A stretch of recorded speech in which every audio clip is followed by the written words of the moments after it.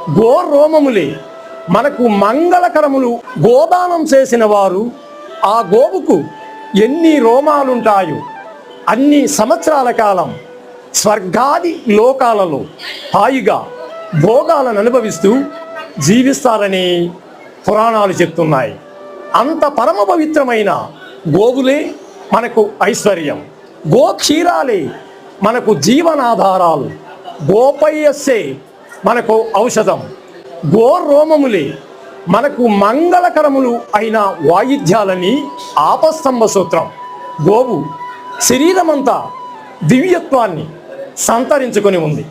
సకల దేవతలకు నివాస స్థానం గోస్వరూపం. మాతృత్రయమని అంటారు.